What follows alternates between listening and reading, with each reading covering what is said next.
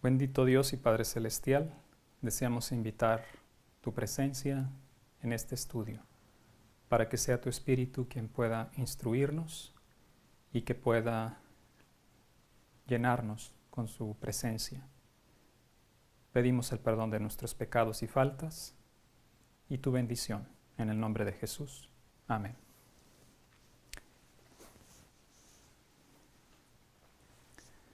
Vamos a continuar con este estudio, es la tercera presentación, relacionado con la predicción del 18 de julio del 2020. En esta ocasión deseamos concentrarnos en la historia de Ezequiel, el profeta. Como hemos venido estudiando en este diagrama, tenemos una línea de tiempo que está relacionada con eventos que afectaron al pueblo de Dios.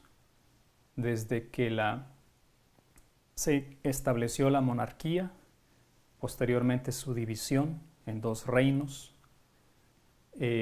tenemos el periodo de Josías, el rey Josías, y llegamos después al periodo de Ezequiel, el profeta, quien está relacionado, quien es contemporáneo en el periodo de la destrucción de Jerusalén. Y es aquí, en el periodo del profeta Josías, el profeta Ezequiel, donde nos vamos a enfocar particularmente en este estudio.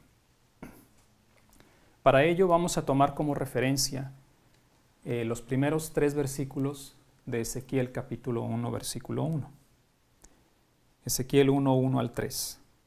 Aconteció en el año 30, en el mes cuarto, a los 5 días del mes, que estando yo en medio de los cautivos junto al río Quebar, los cielos se abrieron y vi visiones de Dios. En el 5º año de la deportación del rey Joaquín, a los 5 días del mes, vino palabra de Jehová al sacerdote Ezequiel, hijo de Buzi, en la tierra de los caldeos, junto al río Quebar, y vino allí sobre él la mano de Jehová. Este versículo contiene bastante información. Vamos a comentar algunos aspectos relacionados con ello. Primeramente, queremos mencionar que este pasaje se ubica en el tiempo, en el año 592, como ya hemos venido ilustrando.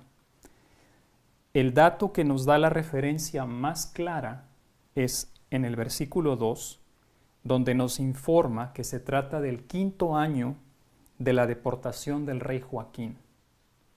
Así que tenemos la deportación del rey Joaquín o el cautiverio del rey Joaquín, lo podemos ubicar en el tiempo en el año 597. Es aquí donde Nabucodonosor invade por segunda vez. Había invadido por primera vez en el año 607, como ya lo mencionamos, la primera invasión durante el reinado de Joacim. Ahora en el reinado de su hijo Joaquín, cuando él recién había sido instaurado en el reino, Nabucodonosor viene otra vez y lo va a tomar cautivo. Y para eso vamos a leer por un momento en 2 de Reyes 24, 8 al 17, la descripción de estos eventos. De 18 años era Joaquín cuando comenzó a reinar, y reinó en Jerusalén 3 meses. El nombre de su madre fue Nehusta, hija de Elnatán, de Jerusalén. E hizo lo malo ante los ojos de Jehová conforme a todas las cosas que había hecho su padre. En aquel tiempo subieron contra Jerusalén los siervos de Nabucodonosor, rey de Babilonia, y la ciudad fue sitiada. Vino también Nabucodonosor, rey de Babilonia, contra la ciudad, cuando los siervos la tenían sitiada. Entonces salió Joaquín, rey de Judá, al rey de Babilonia, él y su madre, sus siervos y sus príncipes y sus oficiales, y lo prendió el rey de Babilonia en el 8º año de su reinado. Y sacó de allí todos los tesoros de la casa de Jehová y los tesoros de la casa real, y rompió en pedazos todos los utensilios de oro que había hecho Salomón, rey de Israel, en la casa de Jehová, como Jehová había dicho. y llevó en cautiverio a toda Jerusalén, a todos los príncipes, a todos los hombres valientes, hasta 10,000 cautivos. Y a todos los artesanos y herreros no quedó nadie excepto los pobres del pueblo de la tierra. Asimismo llevó cautivos a Babilonia a Joaquín, a la madre del rey, a las mujeres del rey, a sus oficiales y a los poderosos de la tierra. Cautivos los llevó de Jerusalén a Babilonia, a todos los hombres de guerra, que fueron 7,000, y a los artesanos y herreros, que fueron 1,000, y a todos los valientes para hacer la guerra, llevó cautivos el rey de Babilonia. Y el rey de Babilonia puso por rey en lugar de Joaquín a Matanías su tío, y le cambió el nombre por el de Sedequías. Aquí está descrito, por lo tanto, esta segunda invasión, el cautiverio del rey Joaquín. Con tan solo 3 meses en el trono, va a ser removido por Nabucodonosor, pero se lo lleva no solo a él, sino a la familia real. Se lleva también una multitud de personas de Jerusalén, son llevados cautivos a Babilonia. El ejército se llevó a los hombres de guerra, se llevó a los principales artesanos. Lo más importante de la sociedad en Jerusalén fue removido y fue llevado en cautiverio a Babilonia. Como podemos ver, entre ellos, aunque el versículo no lo menciona, fue llevado también Ezequiel, quien funcionaba como sacerdote. Si notamos eso, regresando al Ezequiel 1:1 al 3, nos informó que Ezequiel estaba en medio de los cautivos junto al río Quebar. Y este río se encuentra en Babilonia, y nos informa en el versículo 3 que él es el sacerdote Ezequiel, hijo de Buzi. Así que tenemos en esta historia a Ezequiel como un símbolo del sacerdocio al fin del mundo, que va a ser llamado también al ministerio profético y que está cautivo en Babilonia.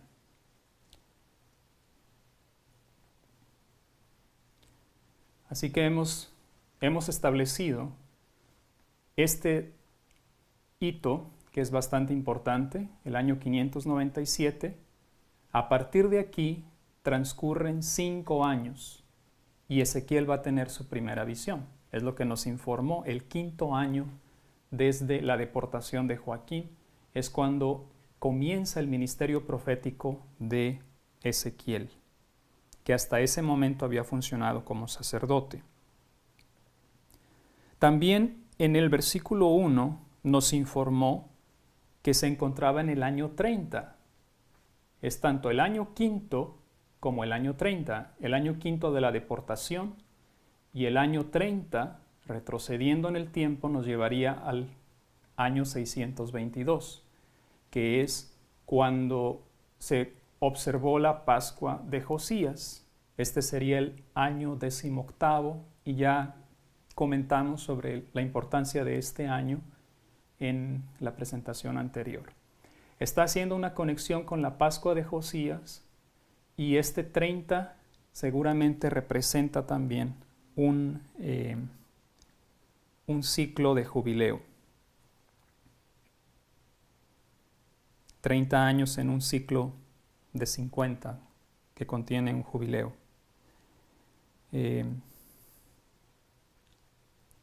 Otro dato muy importante que podemos extraer es la fecha en que nos informa Ezequiel que tiene su primera visión.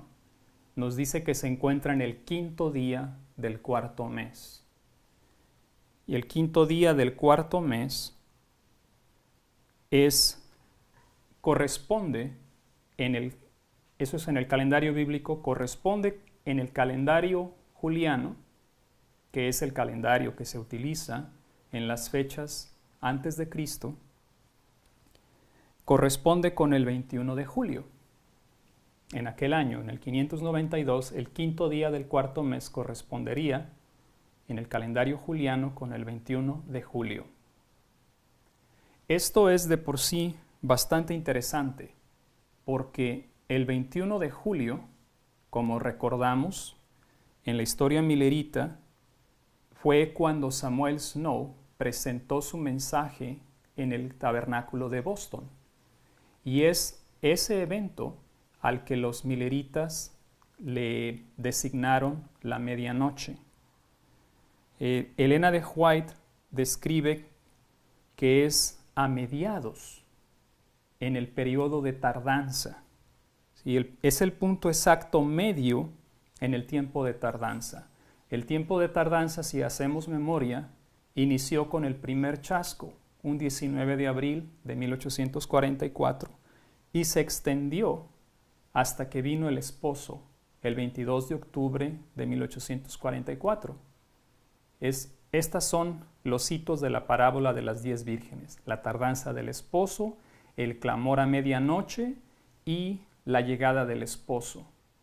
Solo que no vino a la tierra, sino vino hasta el anciano de días, el 22 de octubre de 1844, pero allí tenemos esos tres hitos y el hito intermedio es la medianoche. Cuando nosotros calculamos el punto medio entre el 19 de abril y el 22 de octubre de 1844, que es la duración del tiempo de tardanza, el 21 de julio está exactamente a la mitad. Y no solo eso, sino que cuando lo convertimos al calendario bíblico en el año 1844, justamente coincide con un quinto día del cuarto mes.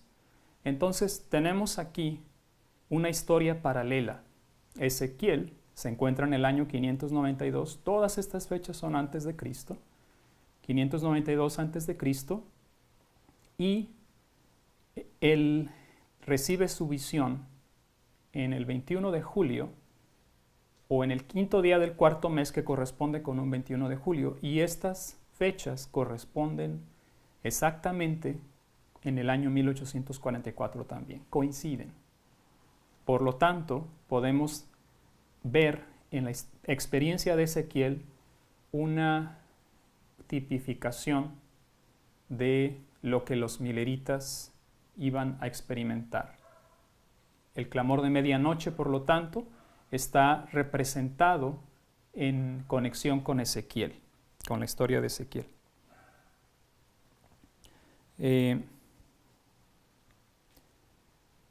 Nosotros también sabemos o entendemos en este mensaje que la historia milerita se repite al pie de la letra y por lo tanto nosotros también estamos representados por Ezequiel, porque en nuestra historia también tenemos nuestra medianoche y por lo tanto también tenemos una visión representada por esta y por el clamor de medianoche.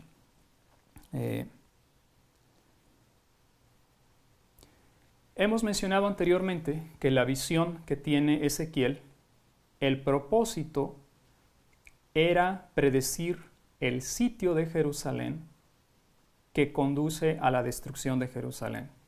Pero primordialmente el objetivo de esta visión es predecir la destrucción de Jerusalén. Y esta visión se extiende en los primeros capítulos de Ezequiel. Comienza en el 1 y se extiende hasta el 4. Hemos estado estudiando el capítulo 4 y hemos mencionado que en el capítulo 4 se menciona, tiene diferentes secciones. La primera de ellas es donde se le da instrucción a Ezequiel para que represente la ciudad de Jerusalén con un adobe, con un ladrillo. Lo hemos leído eso, es Ezequiel 4, 1 al 7. Tú, hijo de hombre, tómate un adobe y ponlo delante de ti y diseña sobre él la ciudad de Jerusalén y pondrás contra ella sitio y edificarás contra ella fortaleza y sacarás contra ella baluarte y pondrás delante de ella campamento y colocarás contra ella arietes alrededor. Tómate también una plancha de hierro y pon en lugar de muro de hierro entre ti y la ciudad y afirmarás luego tu rostro contra ella y será en lugar de cerco y la sitiarás. Es señal a la casa de Israel. La segunda parte es en la que nos hemos enfocado más. es la que tiene que ver con dos periodos de tiempo. Es los versículos 4 al 8 de Ezequiel 4. Y dice así: y tú te acostarás sobre tu lado izquierdo y pondrás sobre él la maldad de la casa de Israel. El número de los días que duermas sobre él llevará sobre ti la maldad de ellos. Yo te he dado los años de su maldad por el número de los días. 390 días, y así llevarás tú la maldad de la casa de Israel. Cumplidos estos, te acostarás sobre tu lado derecho segunda vez, y llevarás la maldad de la casa de Judá 40 días. Día por año te lo he dado. Al asedio de Jerusalén afirmarás tu rostro, y descubierto tu brazo profetizarás contra ella. Y he aquí he puesto sobre ti ataduras, y no te volverás de un lado a otro, hasta que hayas cumplido los días de tu asedio. Ya explicamos, hicimos una aplicación de estos dos periodos, como están enfocados en enfatizar el sitio de Jerusalén. Les hemos hecho una aplicación en años, aplicando el principio de día por año. Mencionamos que estos dos periodos, tanto el de 390 como el de 40 años, se extienden juntos hasta el sitio de Jerusalén y producen con ello dos fechas de inicio. Hemos mencionado el 390 años, producen el año 977 a.C., que es justamente cuando la monarquía se dividió y Jeroboam comienza a reinar instituyendo la idolatría. Después hemos mencionado que los 40 años inician en el año 627, que es cuando la idolatría que había sido instituida por Jeroboam, particularmente la profecía o la reprensión que hizo el varón de Dios frente al altar de Jeroboam en Betel, es la que se cumplió aquí, en el año 627, cuando Josías, el rey Josías, destruyó ese altar idólatra. Ya hemos explorado bastante esta historia y ambos periodos, hemos mencionado, concluyen juntos en el año 587. Pero vamos a leer rápidamente estos dos pasajes. La predicción del varón de Dios que se hizo en 977 a.C. Primera de Reyes 13, 1 y 2. He aquí que un varón de Dios por palabra de Jehová vino de Judá a Betel, y estando Jeroboam junto al altar para quemar incienso, aquél clamó contra el altar por palabra de Jehová y dijo: altar, altar. Así ha dicho Jehová: he aquí a la casa de David nacerá un hijo llamado Josías, el cual sacrificará sobre ti a los sacerdotes de los lugares altos que queman sobre ti incienso, y sobre ti quemará huesos de hombres. Esa es la predicción en el altar idólatra. El cumplimiento, lo vimos, ocurrió en el año 627, cuando Josías purificó por primera vez a Efraín. Segunda de Reyes 23, 15 al 18 dice así: igualmente el altar que estaba en Betel y el lugar alto que había hecho Jeroboam, hijo de Nabat, el que hizo pecar a Israel, aquel altar y el lugar alto destruyó y lo quemó y lo hizo polvo, y puso fuego a la imagen de Acera. Y volvió Josías, y viendo los sepulcros que estaban allí en el monte, envió y sacó los huesos de los sepulcros y los quemó sobre el altar para contaminarlo, conforme a la palabra de Jehová que había profetizado el varón de Dios, el cual había anunciado esto. Y después dijo: ¿qué monumento es este que veo? Y los de la ciudad le respondieron: este es el sepulcro del varón de Dios que vino de Judá y profetizó estas cosas que tú has hecho sobre el altar de Betel.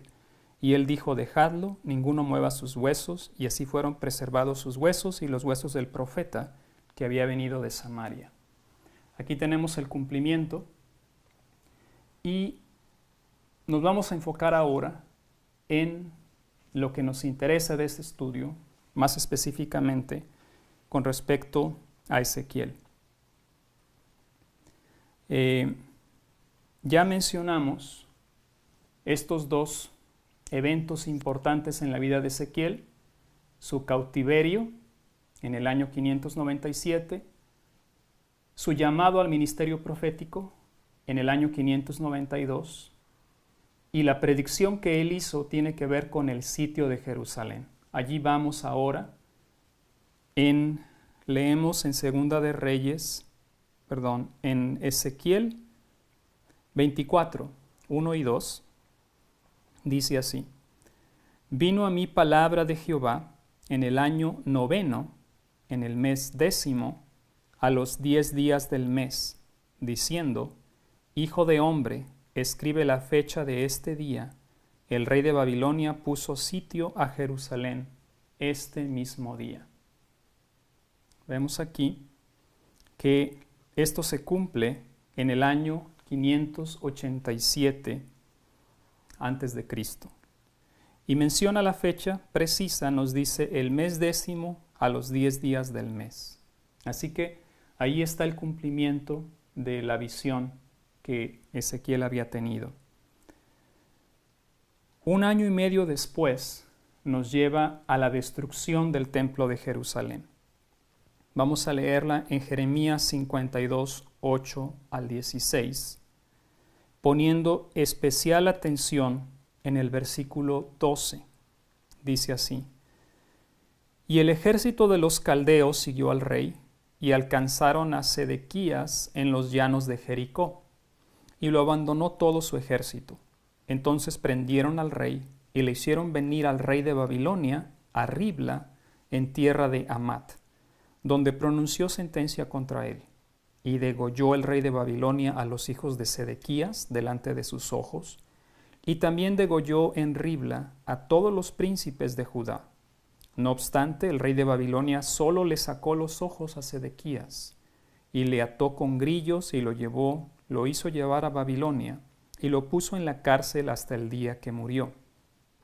Y en el mes 5, a los 10 días del mes, que era el año 19 del reinado de Nabucodonosor, rey de Babilonia, vino a Jerusalén Nabuzaradán, capitán de la guardia, que solía estar delante del rey de Babilonia, y quemó la casa de Jehová, y la casa del rey, y todas las casas de Jerusalén, y destruyó con fuego todo edificio grande, y todo el ejército de los caldeos que venía con el capitán de la guardia, destruyó todos los muros en derredor de Jerusalén, e hizo transporte, etc. Entonces, vemos aquí que en el versículo 12 se enfatiza la fecha, el mes 5, el día 10º, el 10º día del 5º mes. Esta fecha en este estudio es bastante significativa y la vamos a enfatizar a menudo. Está identificando la fecha precisa en que se destruyó el templo de Jerusalén. Ya habíamos leído que Joaquín duró en el trono únicamente 3 años, fue removido, fue llevado a Babilonia prisionero, y su lugar lo ocupó Sedequías. Y Sedequías va a continuar reinando hasta que es apresado aquí en el año 586, y él es el último rey que va a tener Judá. Él es depuesto del cargo, le sacan los ojos y se sacrifican a sus hijos. Entonces, esto tiene lugar, como dijimos, el 10º día del 5º mes. Ahora vamos a regresar porque queremos explorar esta profecía de los 390 días que representan años y de los 40 días que representan años. Queremos analizarla ahora de manera literal, ya no aplicando el principio de día por año como lo hemos venido haciendo. Queremos ahora verla, examinarla de manera literal, porque creemos que en este periodo se encierra información importante para identificar la destrucción de Jerusalén. Es como si en esta profecía Dios hubiera encerrado información importante para identificar la destrucción de Jerusalén. Para ello, nos vamos a trasladar a este segundo diagrama que tenemos aquí debajo. Es la parte inferior de esta pizarra y que es un desarrollo de este periodo que tenemos aquí, iniciando a partir del año 592, donde Ezequiel tiene su primera visión. Tenemos, por lo tanto, aquí el año 592 antes de Cristo.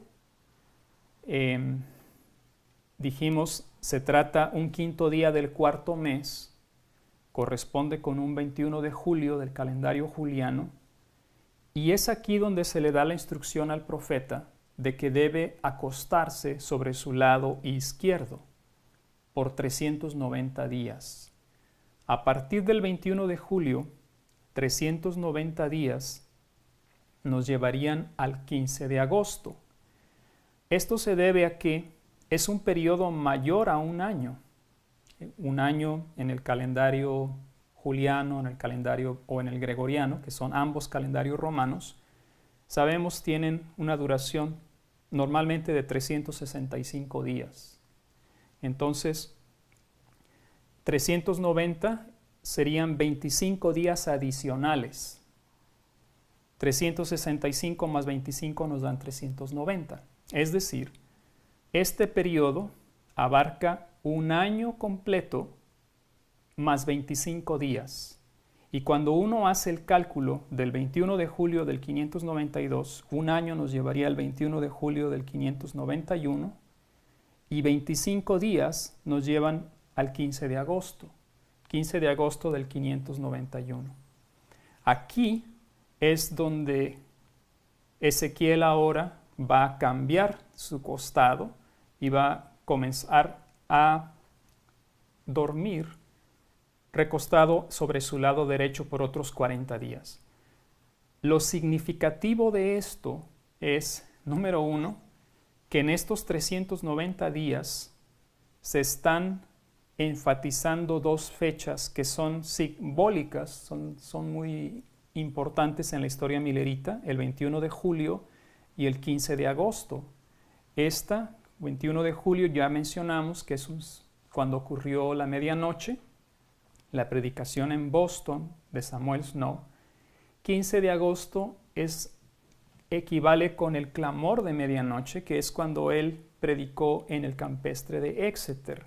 Aquí tenemos una confirmación de que esto es la historia del clamor de medianoche. Pero ojo, veamos que esta fecha donde se da la transición entre el lado izquierdo y comienza el lado derecho, nos coloca en un 10º día del quinto mes. ¿Y qué es lo que encierra o cuál es el significado de esta fecha? Ya lo mencionamos, esta fecha es donde se va a destruir el templo de Jerusalén.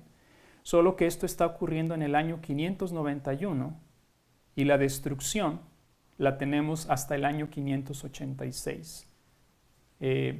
Aquí tenemos, por lo tanto, un periodo de 5 años de distancia entre esta transición de acostarse del lado izquierdo al lado derecho. Es el fin de estos 390 días, el inicio de los 40, apuntan al 10º día del quinto mes. Pero esto es un dato que se desconoce, no es algo que está evidente en la Biblia, a menos que uno se dé a la tarea de verificar estos días. Otro dato interesante es que al año siguiente,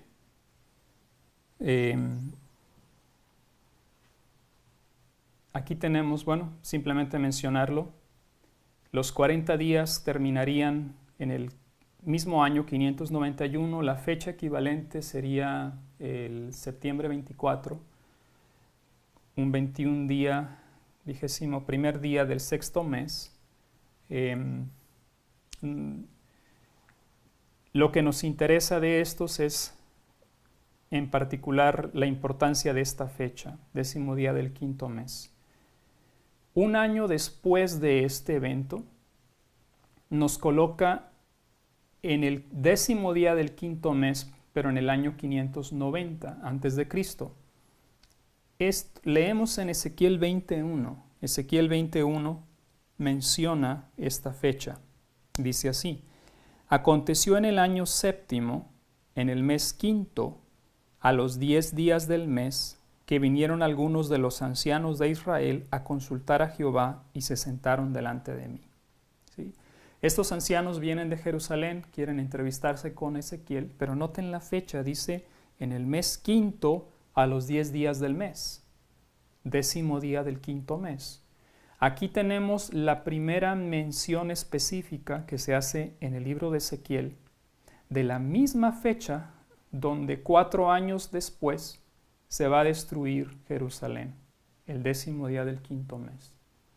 Solamente que aquí sí se menciona de manera textual, mientras que en esta otra mención, dijimos, está solamente implicado en una forma que no es aparente, pero aquí sí es textual.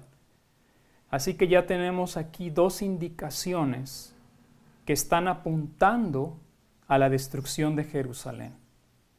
No sabemos si esto habría sido suficiente información para que el pueblo judío pudiera haber entendido la fecha precisa para la destrucción de Jerusalén. Lo ignoramos, pero al fin del mundo, a los estudiosos de profecía se nos está dando a entender la importancia de no solo de esta fecha, sino el interesante fenómeno de que se repita múltiples ocasiones. Después de esto, como ya mencionamos, tenemos el año 586. Esta es la primera destrucción de Jerusalén. Y el dato, la confirmación, lo tenemos, como ya leímos, en Jeremías 52:12. Únicamente voy a leer el versículo 12 nuevamente, donde dice: y en el mes quinto, a los 10 días del mes, que era el año 19 del reinado de Nabucodonosor, rey de Babilonia, vino a Jerusalén Nabuzaradán, capitán de la guardia, que solía estar delante del rey de Babilonia. Y el siguiente versículo describe que quemó la casa de Jehová, es decir, el templo, el palacio del rey y las casas de Jerusalén. Destrucción de Jerusalén, 10º día del quinto mes. Jeremías 52:12. Esto es importante entender porque es la confirmación bíblica de la fecha de la destrucción de Jerusalén. En la tradición de los judíos, por alguna razón, ellos han escogido enfatizar el día 9 del el día 9 del quinto mes para la destrucción de Jerusalén. Y esto va en contradicción a lo que dice Jeremías. Jeremías es muy textual, muy tácito, donde dice 10º día del quinto mes. Y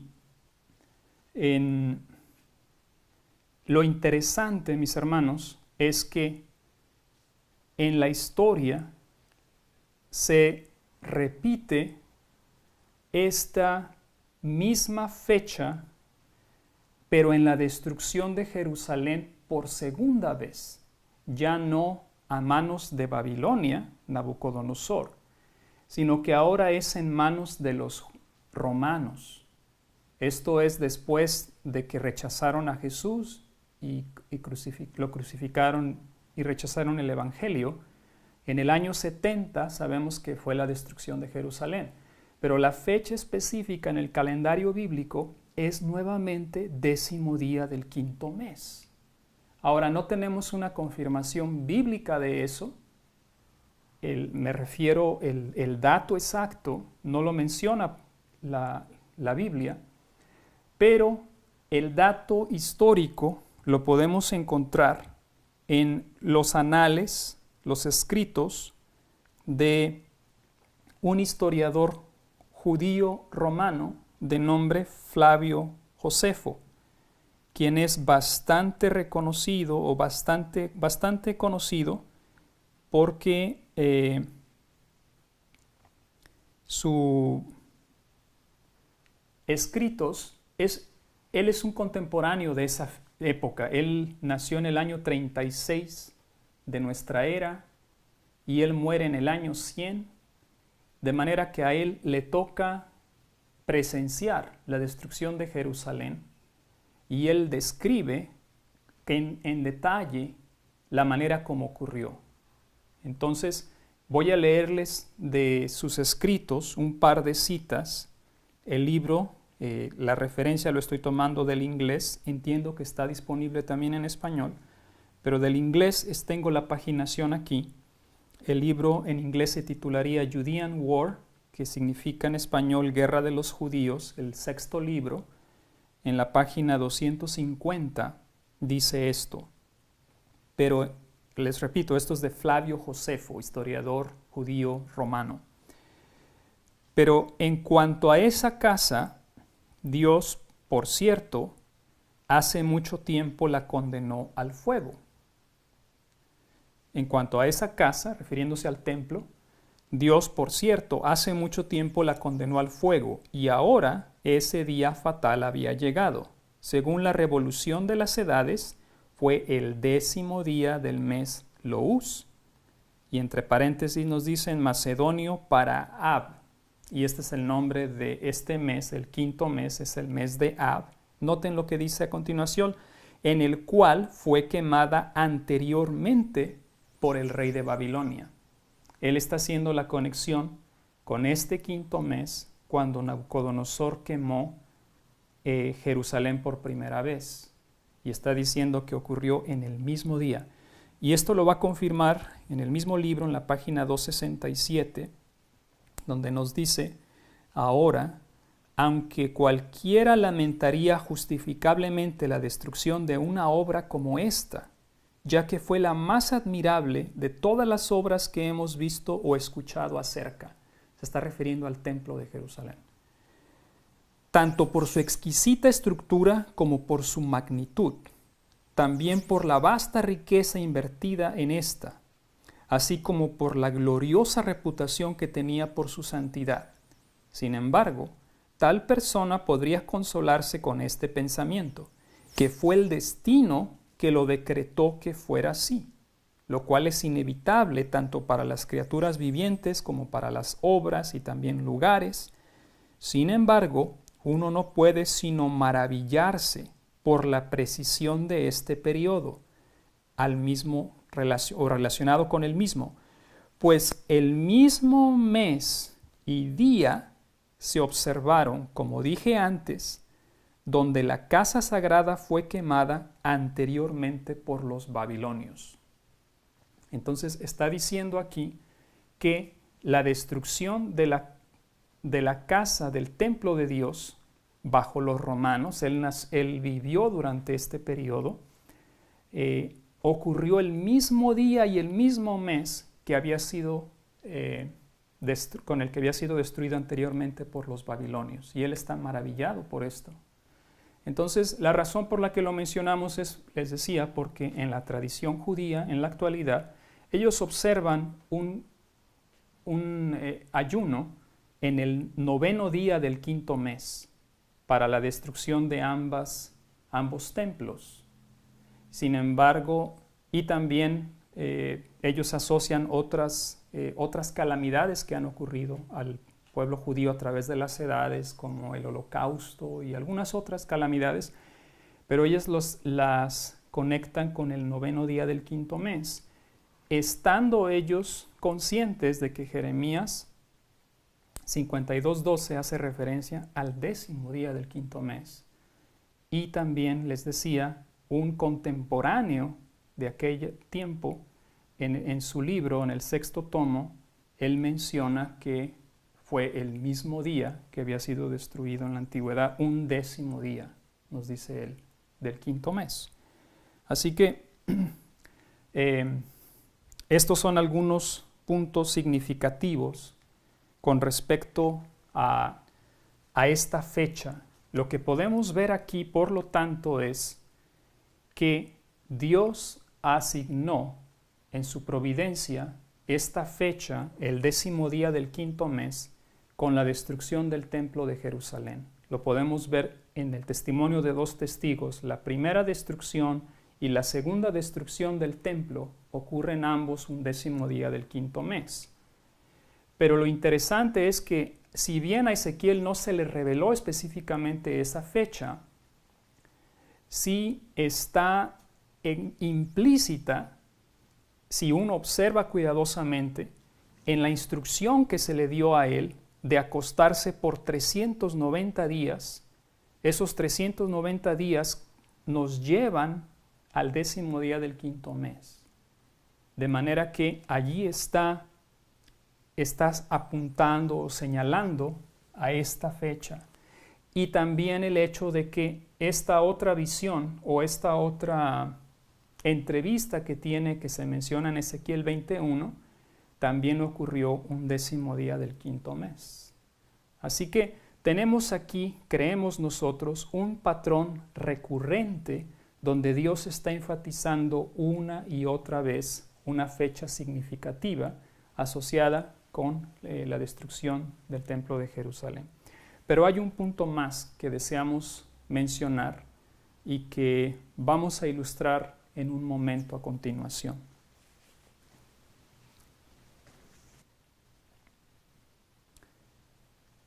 El último punto que deseamos ilustrar está representado en este segundo diagrama que tenemos aquí en la parte inferior y tiene que ver con otro dato que es sumamente significativo. Hemos conectado dos hitos que hemos mencionado en este estudio. Por un lado, el cautiverio de Joaquín, que como ya leímos es cuando Ezequiel es llevado cautivo a Babilonia en el año 597, que es aquí donde ocurrió este segundo sitio babilónico a Jerusalén. Interesantemente, a partir de esa fecha, 597 antes de Cristo, transcurren 666 años que nos llevan a el año 70, cuando Jerusalén es destruida por segunda vez por los ejércitos de Roma. Esto es un fenómeno muy interesante. Si bien 666 años es un símbolo en la Biblia, es una cifra que se menciona en la Escritura, normalmente no la utilizamos como un periodo, no la consideramos como un periodo de tiempo como tal. Sin embargo, aquí notamos que desde este sitio de Jerusalén por Babilonia hay un periodo o hay un lapso de 666 años hasta la destrucción de Jerusalén en el año 70 después de Cristo. También creemos que esto no es una coincidencia, porque como si se tratara de un espejo, a ambos extremos de este espejo tenemos un periodo de 36 años. En esta historia del cautiverio de Joaquín, si nosotros leemos en Segunda de Reyes 25-27, nos dice: aconteció a los 37 años del cautiverio de Joaquín, rey de Judá, en el mes 12º, en el 27 día del mes, que Evil-Merodach, rey de Babilonia, en el primer año de su reinado, libertó a Joaquín, rey de Judá, sacándolo de la cárcel. Nos dice aquí, en el año 37. Quiere decir esto que Joaquín pasó un periodo de 36 años y fue liberado en el 37. Estos 36 años al inicio de este quiasmo podemos verlos representados con otro periodo de 36 años, que es los que transcurren entre el año 34 después de Cristo, cuando se cierra la gracia para el pueblo judío con el apedreamiento de Esteban, transcurren 36 años hasta la destrucción de Jerusalén. Tenemos entonces estos dos lapsos de 36 años, el cautiverio de Joaquín hasta su liberación, y 36 años entre el cierre de la gracia para el pueblo judío y la destrucción de Jerusalén. 666 años totales, y creemos que no se trata de una coincidencia, puesto que el número 36 tiene relación con el número 666. Es un dato conocido desde la antigüedad por los matemáticos babilónicos y de algunas otras civilizaciones. Ellos comprendieron que si se suman todos los números del 1 al 36, 1 más 2 más 3 más 4 más 5 más 6, etcétera, hasta el número 36, se obtienen como resultado 666. Es la suma de los números del 1 al 36. De manera que el 36 está asociado con el número 666. Y esto ya era conocido, les decía, desde las civilizaciones antiguas. Los babilónicos representaban esto en sus monedas, donde ellos organizaban estos números de manera que sumaban en un cuadrado perfecto el número 666. Y también es interesante que el número 666 se podría considerar como 3 seises. 666, son 3 seises. Entonces tenemos aquí, creemos que de esta manera nosotros podemos ver que Dios parece haber encerrado en la historia de Ezequiel y lo que hemos estado estudiando, datos que apuntaban mucho más allá de su tiempo. Apuntaban no solo a la destrucción del primer templo, sino se extendían incluso a la destrucción del segundo. Y como continuaremos viendo, creemos que en la información que Ezequiel encierra se representan incluso eventos que han de ocurrir en nuestro tiempo. Esta fecha que hemos mencionado, el 10º día del 5º mes, es por cierto significativa, como ya la hemos explicado. En la historia de Ezequiel vemos que esta fecha recurrentemente se repite, y esto nos genera un precedente que vamos a utilizar en profecía bíblica, esta fecha recurrente, y como un patrón. Y también la fecha misma, 10º día del 5º mes, como veremos posteriormente, corresponde con el 18 de julio del 2020 en la predicción que se ha estado estudiando. En el calendario juliano corresponde con el 10º día del 5º mes, que esto es algo que posteriormente se va a estudiar en mayor detalle. Así que quiera Dios que nos haya quedado suficientemente claro lo que hemos tratado de representar aquí. Es la manera providencial como Dios ha encerrado esta información relacionada con las profecías de Ezequiel, esta fecha significativa asociada con la destrucción del templo de Jerusalén. En aquel tiempo se trataba de un templo literal. En nuestro tiempo apunta a un templo espiritual. Y creemos que 18 de julio del 2020 tiene que ver con un templo del adventismo, pero quizás aún la destrucción de un templo, más específicamente quizás la del movimiento Omega. vamos aquí a concluir y les invito a que tengamos una palabra de oración. Bendito Dios y Padre Celestial, que moras en las alturas de los cielos, rogamos que esta explicación haya tenido suficiente claridad y que tu Espíritu pueda continuar conduciendo y dirigiendo a un remanente a toda verdad. Rogamos esto en el nombre de Jesús. Amén.